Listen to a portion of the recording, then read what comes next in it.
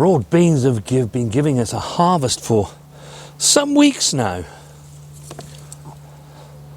But it's time for them to come out. We have other plants that are waiting to take their place. I'm only chopping these down to the bases. I've said many times before, I like to leave those in there in the hope that they will leave a bit of nitrogen behind.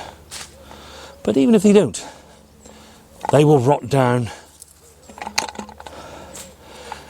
and provide more goodness for this particular plot here. And if you look where these broad beans have been, they've been here since last November, the beginning of November in 2023. And there's hardly a weed in sight. Hurrah for no dig, that's what I say, Mrs. W. And it won't take me long to prep this for the next plantings.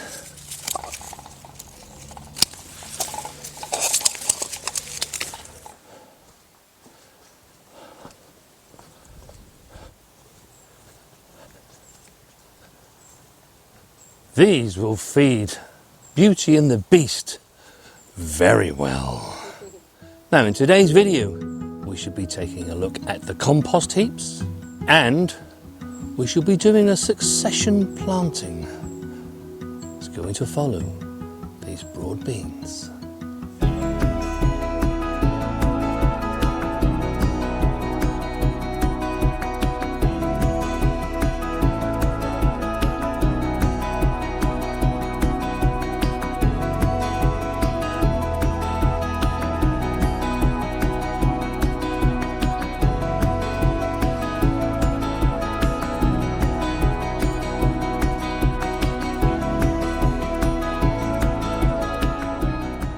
After harvesting the rest of the broad beans, that's now going to become something that's going to feed our garden next autumn. Now myself and Mrs. W actually emptied these bins yesterday, wasn't it? So they've just been filled up. And the first lot of broad beans I took out, they're actually in Beauty. Steaming. That is hot, Mrs. W. Oh, I've fogged up the lens. But it's in the green zone and it's 65 degrees. Wow. So that's killing a lot of the things that we want to, like weed seeds and... If there were any, they won't be there for long. There you go. Super. Hopefully, if you, when you saw our video, if you've made your own version of a hot bin, you're seeing temperatures like this. But what we want to do is to keep topping it up. We have the remains of these broad beans that we were pulling up.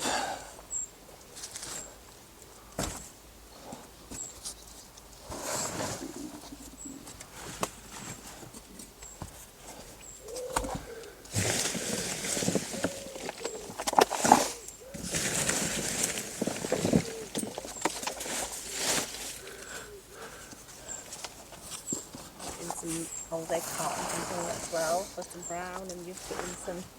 We have. Bits and pieces of old shrubbery. That's like a full facial, that is, Mrs. W. I should come up here as soon as I've had a shave. The beast is full, Mrs. W.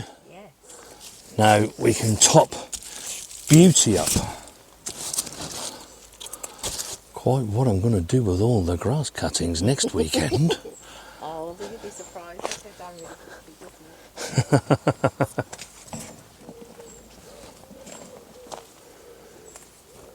Now I've just used the last of the brown material that we got off our local gardener. I shall be contacting him to get some more, but for the meantime we have a bit more paper to use up that we've been shredding. But also we've got quite a bit of pruning to do down in the family garden, haven't we? Yes, And that'll see us over with some brown. until we get our next delivery. He'll turn up next week.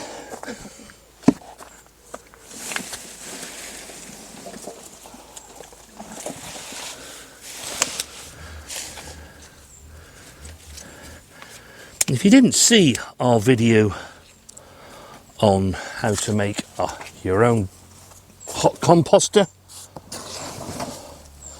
also we give you our recipe that we use to ensure that we get decent compost. I'll leave a link to it in the description below.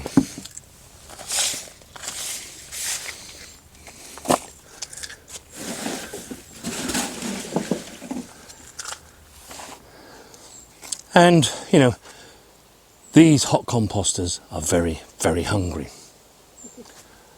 And by the time we come back here next week, although they're full to the brim, they'll be down here somewhere. As it gets to work, all we need to do is keep topping them up. And June is a fabulous month because there's so much to harvest now in the garden that as you harvest things, whether it be your calabrese broccoli, whether it be your cabbages, broad beans, peas when they're finished, there's so much stuff that can feed Beauty and the Beast. Now hopefully you're making lots and lots of, hello puppy, hello. You're making lots and lots of compost. Here is ours. Is it perfect? No, it's not. Do I need it perfect? No, I don't. It'll be here until October, November this year, when I then do need to spread it onto our beds, and it's got all that time to continue breaking down. And as we empty the beast and the heap gets bigger and bigger, it will start to warm up again. And sometime within the next 6 to 8 weeks, I shall turn that from here into this here. And that will help invigorate it all and mix it all together. And it will start to break down again. But you can see, it's already really quite nice. It's not too wet. If I squeeze it, there's no excess water coming out, but it's just wet enough. And that came out of the hot composters yesterday, didn't it? Yep, that came out of the hot composters yesterday. And I really do hope that, you know, you're getting on well with your hot composting or your cold composting, and you're starting to get a pile. We've now filled Beauty and the Beast, and, you know, in the next 6 weeks or so, this will be another lot as big as this again. And hopefully by the time we do get to October and November, well, my aim is to have this bay full and the next bay full. That's better, Mrs. W. Real heavy shower just came down. We got absolutely soaked. We certainly did. So let's go and change. Sun's back out again now, though. Just before that rain shower broke out, I managed to get some compost onto this bed where the broad beans were. Now, we've actually run out of our homemade compost, and we're in the process, as you know, you saw earlier in the video, of making some ready for use next year. So I've had to bring some compost in. Looks nice stuff, actually, so a bit finer than ours, Mrs. W. Just a bit. We don't need it this fine, but that's how they make it, so that's what it is. Yeah. But it is now time to put our sprouts in. Now, sprouts need a long growing season. They will not be ready for us to harvest until November or December of this coming year. They do need quite wide spacings, anywhere between 18 inches and 36 inches. I like to space mine at 2 foot intervals. You can probably see here that I haven't done that. I've given them more. That's because we have some kale. We started some kale seeds off. I think we did it in the last Sow With Us video, didn't we? Yeah, we did, yeah. And what I'm going to do is to pop a kale plant there and one in there. It'll be like 2 rolls of the dice and 2 number 5s, Mrs. W. So that's our plan. Then everything should have really quite a lot of space to be able to grow. Now we do like kale, and in the past I've grown sort of 5, 6, 7, 8 plants. But what I do find is that actually starts to go to waste because we simply can't keep up with it. And as I said in that sow along video, it's an amazing vegetable. You get lovely harvest from sort of September onwards. Has a bit of a rest during December and January, and then back it comes again with some lovely new fresh leaves. So I think 2 plants will be more than enough for me and you. Yeah, I think so. This is a variety called Trafalgar.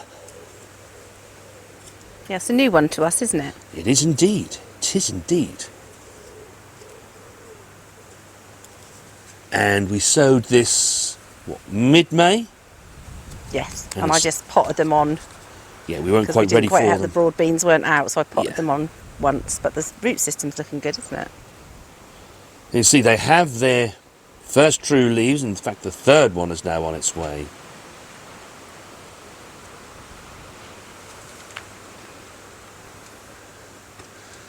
And I know I say this quite a lot, but the key to good brassicas is firm ground.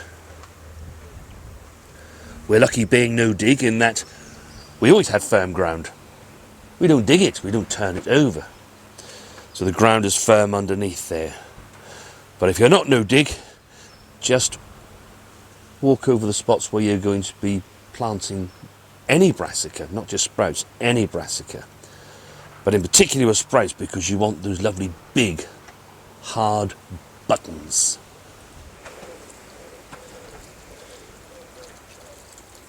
Now I know that we normally water the bottom of the holes and put these plants in, but it's been so wet here lately, I haven't needed to do that. It's lovely and moist under there. And I know that many of you have actually put in the comments that some of your plants are struggling with all this very dull and very wet weather that we keep having. Today, for example, we've probably had about 5 or 6 rain showers. It's Yeah. like this one minute and then just goes black, doesn't it? And Yeah, it does. down comes the rain. And although it's actually quite warm today, but certainly over the last week, it's been just damp and wet and so cool, isn't it? Yeah. So Especially cool. in the evenings. It's been actually chilly sitting indoors without any heating on, hasn't it? That has. And I Has can't believe indeed. it's June, but oh. No, you certainly wouldn't. But I have taken note of your concerns and the things that you've had to say, and if you're having the same problems out there and you're not yet subscribed to our channel, then don't forget to do so. We are going to be producing a video over the next couple of weeks. It should come out in about 2 weeks' time. And we're going to have a bit of a discussion about the effect that this weather is having on our plants, what we can do to mitigate it. So do keep an eye out for that video. We need to get the hoops over, Mrs. W. I hear the pigeons. I hear the pigeons. I can always hear the pigeons.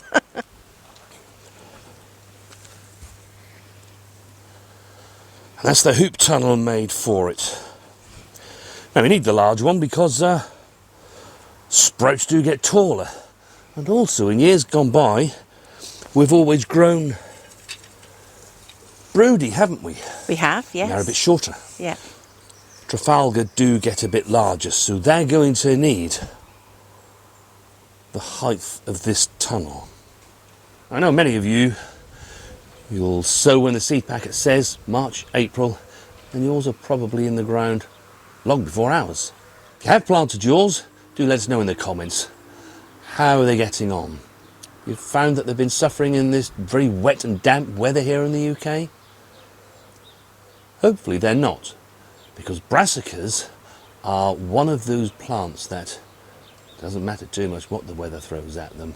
If I was to give anybody a top tip, if you grow your vegetables in a damp climate where the sun doesn't shine that much, I'd always go for brassicas. Have a great gardening week. We shall see you on the next one.